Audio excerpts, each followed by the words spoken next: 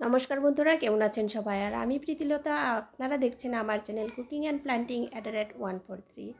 আজ আমি আপনাদের জন্য নিয়ে এসেছি খুবই একটি সহজ পদ্ধতির রেসিপি। সেটা হয়েছে মটরশুঁটির রেসিপি। যারা যারা আপনারা আমার মতো মটরশুঁটি খেতে ভালোবাসেন তাদের জন্য এই রেসিপিটি।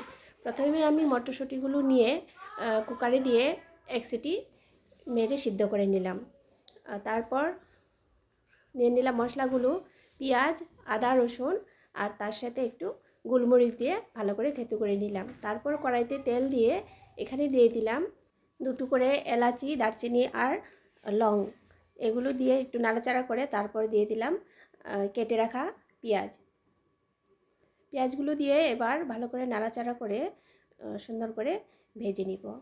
যারা যারা নাকি আমার মতো মটরশুঁটি খেতে পছন্দ করেন, আমার মনে হয় এই শীতের মৌসুমে যে যেমনভাবে পারেন ভালো করে খেয়ে নেবেন।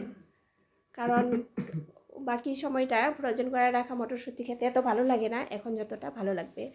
এই মশলাগুলো নাড়াচাড়া করে ভালো করে ভেজে তারপর দিয়ে দিলাম আগে থেকে সিদ্ধ করে রাখা মটরশুঁটি আর আলু। এগুলো দিয়ে ভালো করে নাড়াচাড়া করে তারপর এখানে দিয়ে দিব যাবতীয় ময় মশলা। দিয়ে দিলাম আন্দাজ মতো লবণ আর হলুদ গুঁড়ো, দিয়ে দিব লঙ্কা গুঁড়ো। সবই নিজের ইচ্ছা অনুযায়ী, কেন কি ঝাল বা ঝাল কম সেটা যার যার পছন্দ অনুযায়ী হয়। আর তার উপরে দিয়ে দিলাম এখানে জিরে আর ধনে পাউডার।